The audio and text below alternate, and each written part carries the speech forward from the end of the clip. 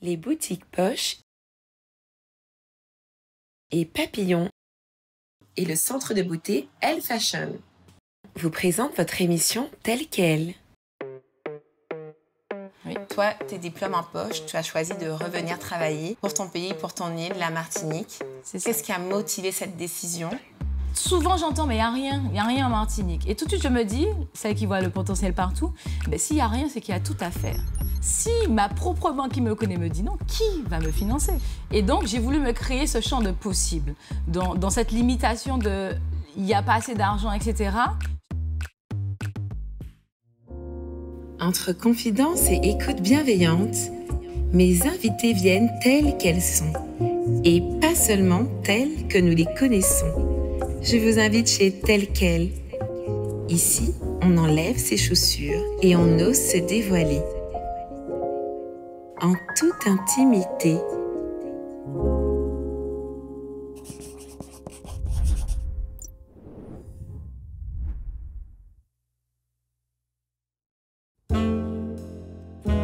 Serial entrepreneuse, investisseuse, créatrice de contenu, maman et épouse, Lauriane Boutan-Jobert, jeune femme ambitieuse, est notre invitée.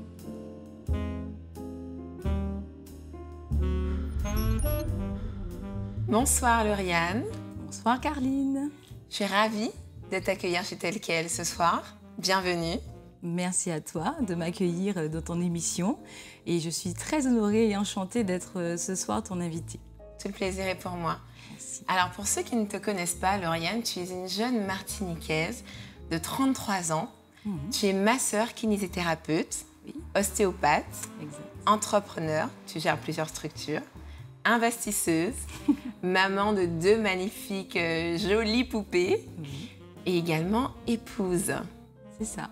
Alors, je souhaite à travers ton témoignage ce soir que l'on parle de cette jeunesse martiniquaise inspirante qui se donne les moyens de ses ambitions.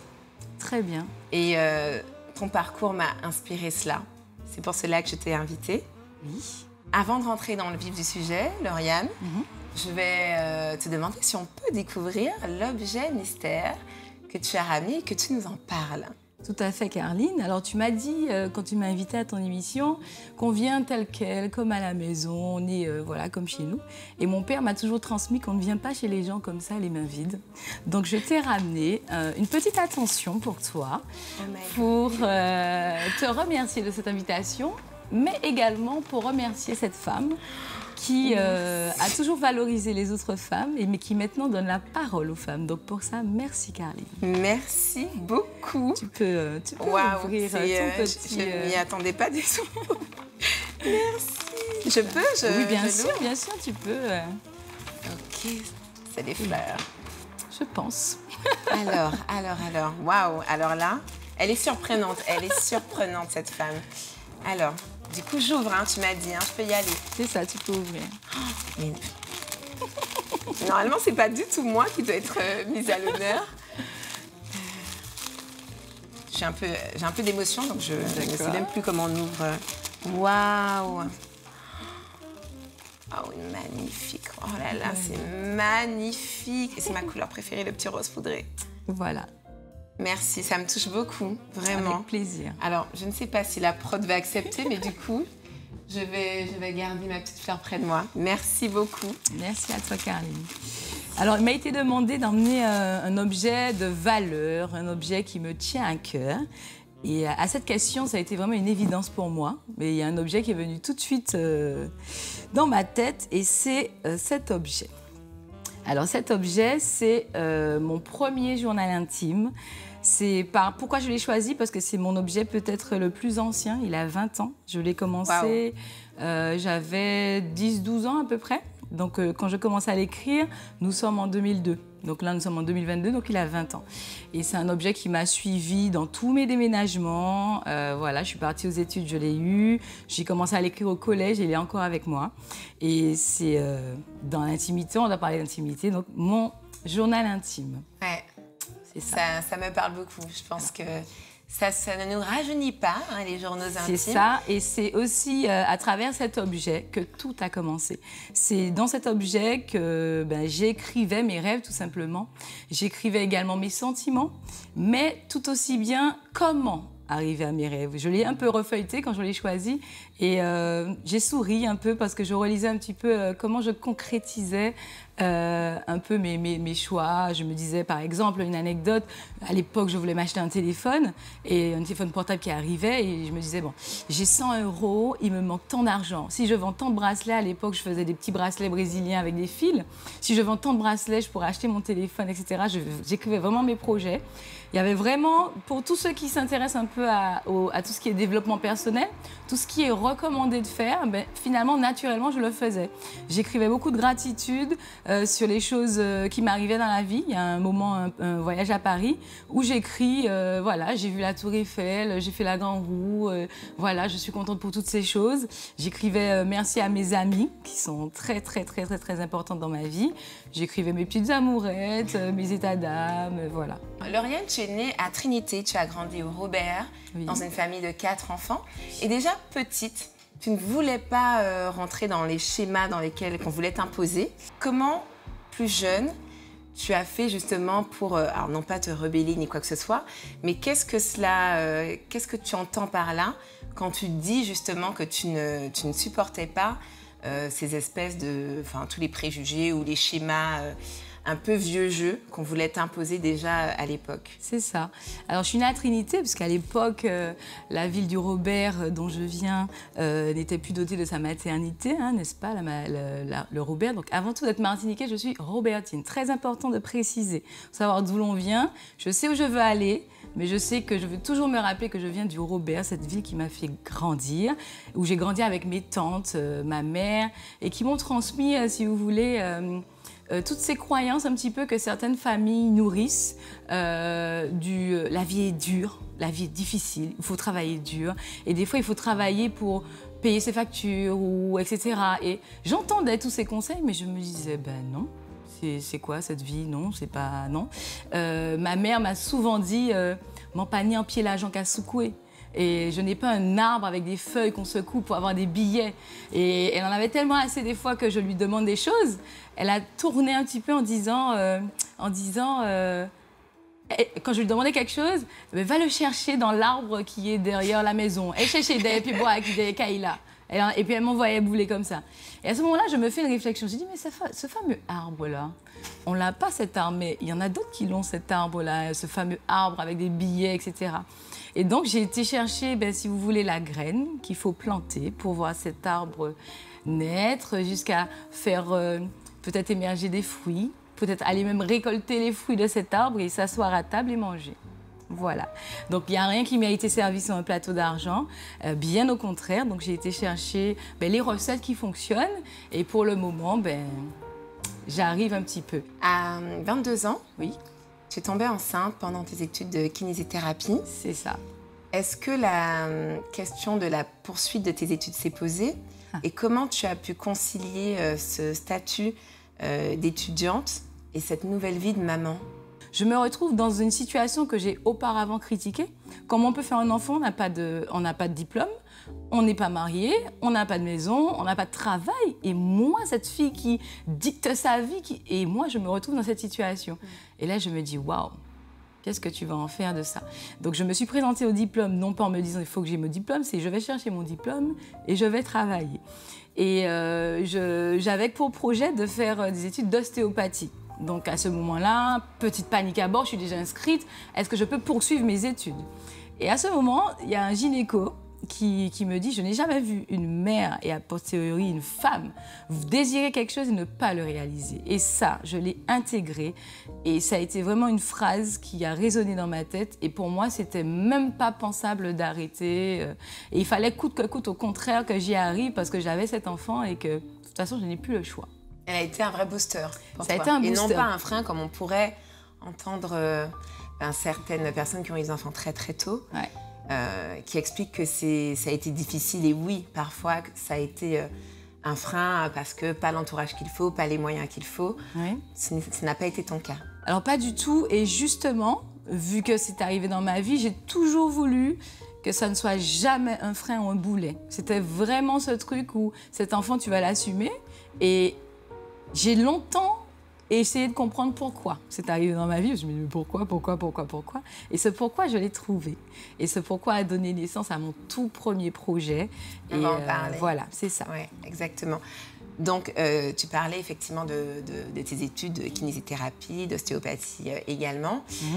Tu ne fais pas partie, tu ne rentres pas dans les statistiques de la fuite des cerveaux, comme on dit ici, ces étudiants qui partent et qui ne reviennent pas. Oui. Toi, tes diplômes en poche, tu as choisi de revenir travailler pour ton pays, pour ton île, la Martinique. Qu'est-ce qui a motivé cette décision? On pourrait penser que c'est justement parce que tu venais la voir, du coup c'était Eleanor, c'est ça, oui, oui. Alors, pas du tout par rapport à Eleanor que je rentre au pays dans un premier temps. Mon projet initial, c'était de parcourir le monde, vraiment voyager, et ensuite rentrer en Martinique pour apporter ce qu'il y a de si extraordinaire dans le monde et le ramener chez moi. Finalement, bon, on écoute un peu cette partie, et je me dis, ben, souvent j'entends, mais il n'y a rien en Martinique. Et tout de suite, je me dis, celle qui voit le potentiel partout, ben, s'il n'y a rien, c'est qu'il y a tout à faire. Voilà. Donc je me dis que je rentre, et j'ai petite toujours nourri cette envie de faire quelque chose pour la Martinique. Donc ça s'est inscrit dans ma tête un petit peu comme... je me dis, je veux représenter la Martinique ailleurs, etc. Et j'ai pensé à d'abord des concours de beauté. Pourquoi pas être Miss Martinique et représenter la Martinique? Et puis je regarde mes jambes, je me dis, bon, j'ai des petites blessures et tout, ça passera pas à la télé, ça, non. Donc pourquoi pas être top modèle, machin, non. Bon, voilà. Et finalement, je me rends compte que je suis parfois un modèle pour certaines personnes par mon retour au pays, parce que j'ai pu vivre, parce que je transmets. Et voilà, ça a été ce retour. Et en arrivant ici, j'ai beaucoup analysé quelle est la demande sur le terrain. Quels sont les besoins, quels sont les manques, qu'est-ce que je peux apporter à mon île. Tu as justement co-créé plusieurs structures. Donc je vais essayer de ne pas en oublier. Il y a Kinostéo. C'est ça. Le centre de soins LBJ. Exact. Ostéopro. Oui. Be the Best. C'est ça. Only Beach. Oui, c'est ça. Et très certainement d'autres en devenir. Dans ta famille, il n'y a pas cette fibre entrepreneuriale. D'où te vient cette soif de créer et de développer un tel écosystème? Parce qu'on verra quand même que tout est un peu lié. Oui, c'est ça. Tu restes beaucoup dans le domaine du bien-être. D'où vient cette soif d'entreprendre? Si vous voulez, j'ai grandi un petit peu avec cette notion de manque. Il n'y a pas assez.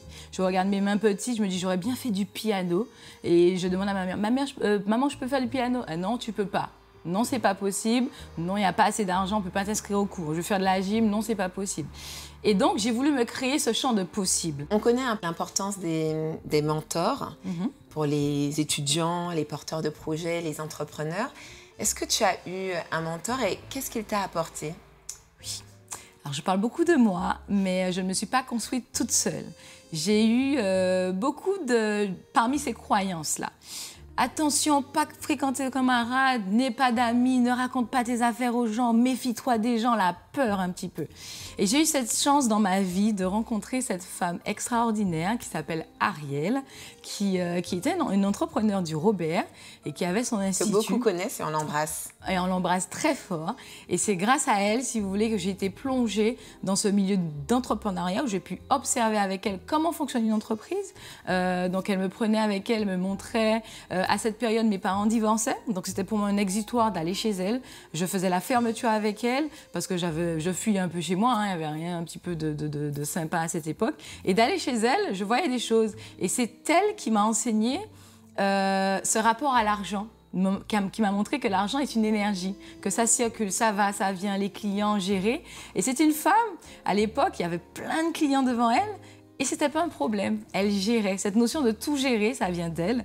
Il n'y a jamais de problème. Même quand il y en a, c'est son métier, elle est dans l'esthétique. Tout est beau, le monde il est beau, il est parfait. Toutes les structures que tu gères, comme je le disais, sont beaucoup liées à la santé et au bien-être. Oui. Qu'est-ce que cela dit de toi?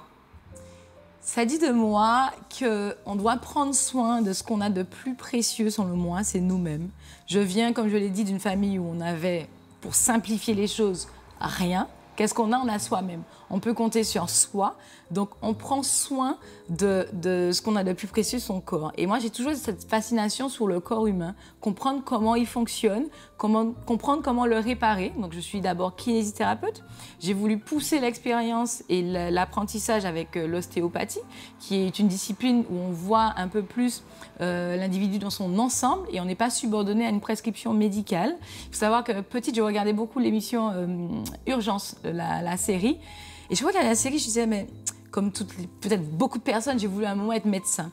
Je me dis, c'est vrai qu'on sauve la vie des gens, mais il manque quelque chose, ce rapport, ce lien qu'on a avec les gens qu'on nourrit. J'avais envie de beaucoup plus d'empathie et de discussion avec mes patients. Et puis à l'époque, à la bibliothèque de l'école primaire où j'étais, j'ai emprunté un livre qui était le livre des métiers. Je l'ai feuilleté et je vois le métier kinésithérapeute. Pas beaucoup d'années d'études, en tout cas moins que médecin, et ce lien un petit peu avec prendre soin et aider l'autre et travailler sur l'individu, donc ça m'a beaucoup plu. J'ai hésité un moment avec podologue et je me suis dit mais pourquoi se restreindre peut-être qu'à une partie du corps quand je peux soigner l'ensemble. Donc ça a été vraiment quelque chose que je nourris. Et maintenant que je comprends et que je maîtrise comment on traite un corps, là j'ai envie d'aller plus loin. Là je m'intéresse plus au cerveau, comment fonctionne le cerveau. Donc là j'entreprends un petit peu une formation de neurosciences. Voilà, j'ai jamais terminé. C'est mon mari qui me dit toujours tu n'auras jamais terminé. Donc j'entreprends une formation de neurosciences. Ma dernière formation c'est en hypnose parce que je suis fascinée par ce cerveau qui selon moi est à l'initiative de tout. C'est par nos pensées qu'on crée nos émotions, qui après crée nos actions et ensuite crée notre propre réalité. Donc c'est voilà, l'initiation, elle vient du cerveau et pour moi j'ai envie de comprendre voilà, ce cerveau. Alors on va parler de ton centre de soins LBJ. C'est ça. Donc ça t'a pris 5 ans pour concrétiser ce projet. Tu as essuyé de nombreux refus de banque. Ouais. Comment on fait pour ne pas abandonner? Parce que je sais que c'est souvent le parcours du combattant pour les porteurs de projets, pour certains entrepreneurs. Oui. Et j'aimerais que tu partages avec nous cette expérience, parce que je sais que ça n'a pas été facile du point de vue du financement de ce projet. Exactement, ça a été vraiment un parcours long de 5 ans. J'ai d'abord commencé en 2015 avec, j'ai rejoint le réseau Martinique Pionnière, à l'époque où j'ai rencontré des femmes, où on nous forme, c'est un incubateur où on rencontre des porteurs de projets. Et d'abord, je pense mon projet avec, on va faire avec les aides. Voilà, avec cette aide-là, on va faire ça, on va financer, etc. Illusion, au risque de décevoir peut-être certaines personnes.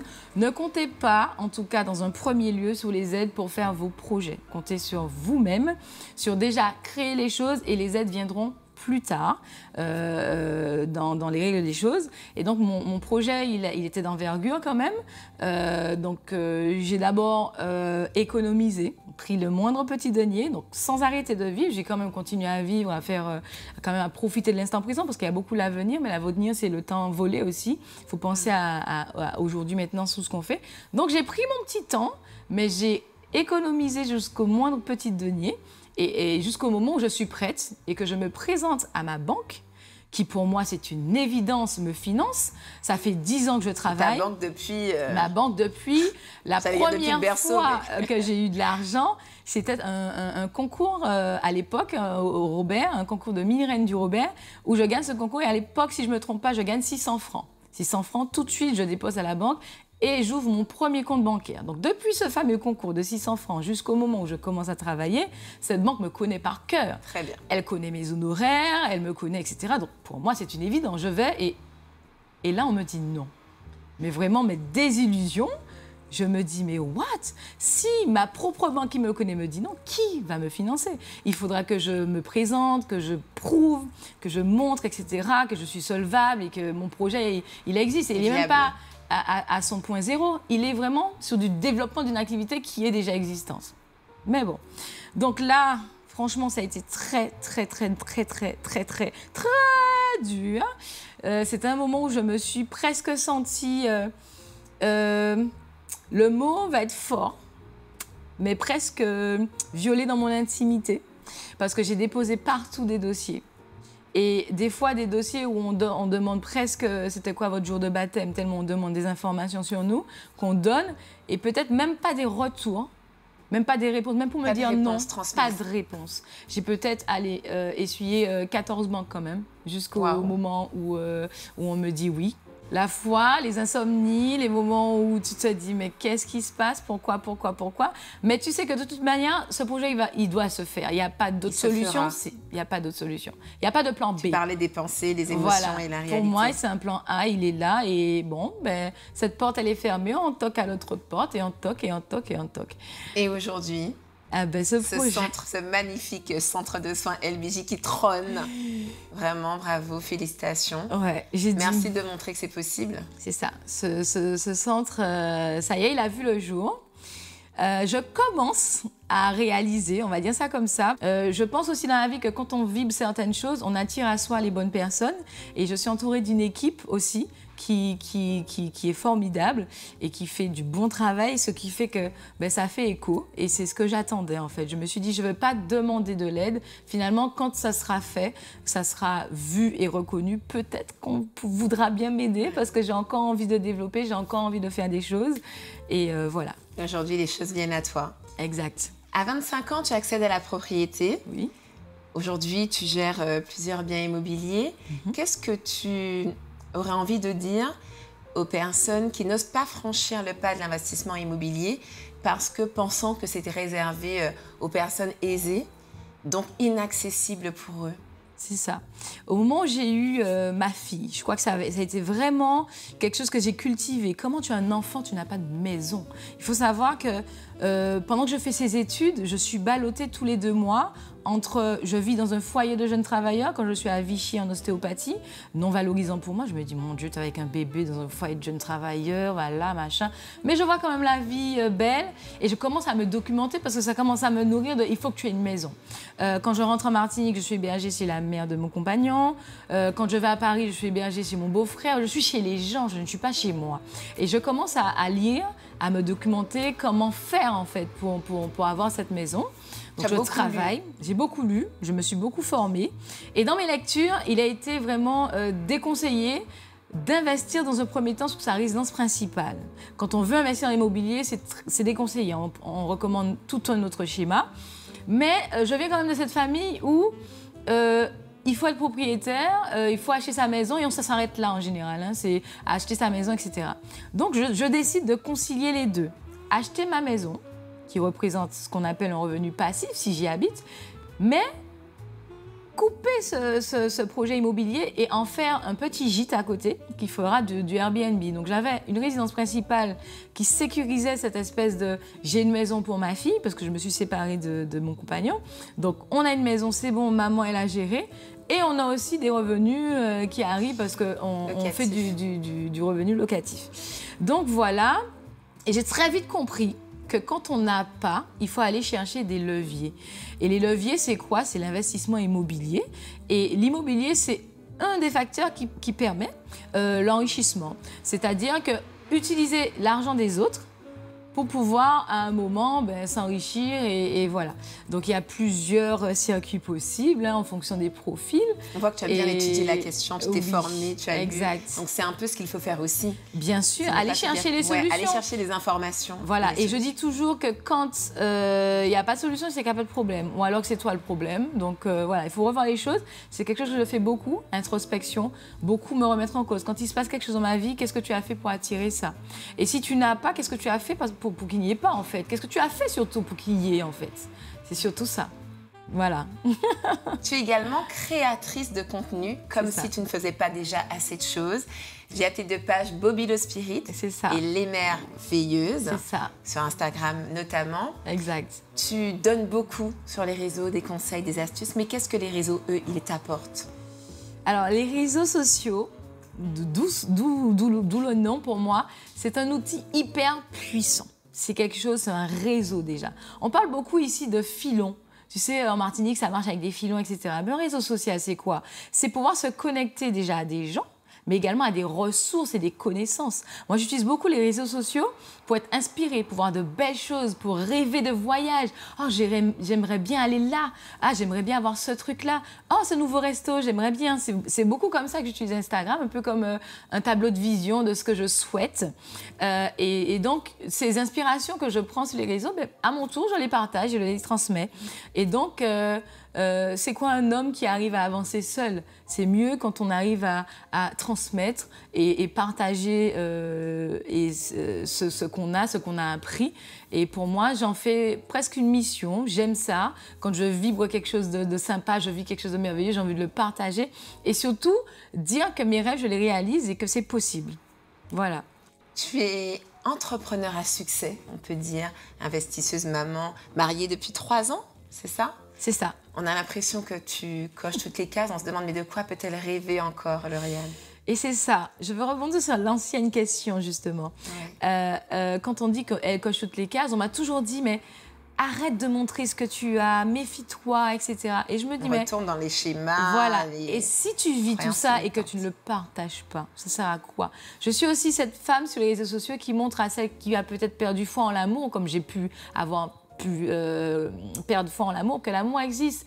À cette femme qui est hors des schémas de beauté, avec mes rondeurs que j'expose, que toi aussi tu es belle. À cette femme qui des fois se délaisse, mais prends soin de toi, ou prends du temps pour toi, il faut que tu ailles avec tes copines. À cette maman des fois qui s'oublie ou qui peut-être manque d'inspiration avec ses enfants, mais je montre des activités. Et je reçois beaucoup de retours de « grâce à toi j'ai été là, grâce à toi j'ai fait ci, grâce à toi j'ai repris le sport ». Et ça m'anime et ça m'alimente et ça me fait beaucoup de bien de savoir que je peux aider les autres. Est-ce que je peux vous lire une citation de mon... Est-ce que... J'ai emmené un petit quelque chose. Je t'en prie. On est comme à la maison. Tu es comme chez toi. J'ai ramené ce journal qui était mon objet de valeur, mais il y a mon tout dernier journal. Je me suis dit, ça serait intéressant que je lise ça. C'est un petit bout de moi intime. Allons-y. Si tu partages avec nous, on prend.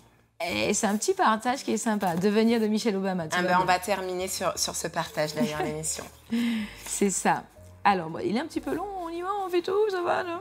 Non, on ne fait peut-être pas tout. Je pense que tu as une capacité à aller chercher la bonne partie. On va aller chercher pour terminer comme il se doit. C'est ça. Je me connais et je sais ce dont j'ai besoin pour me sentir bien et faire de ce passage sur Terre un passage qui marquera les esprits et laissera son empreinte dans les vies, les mémoires et la vision du Bobilo Spirit.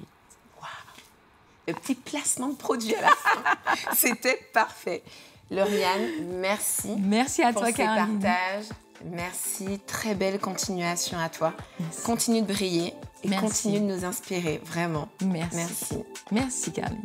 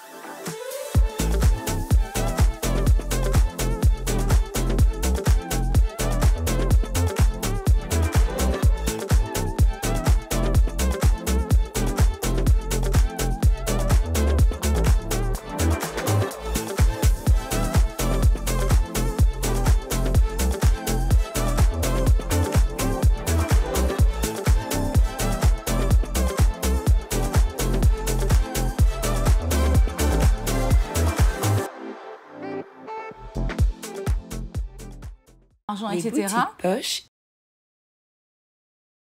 et Papillon et le centre de beauté Elle Fashion vous présente votre émission telle qu'elle.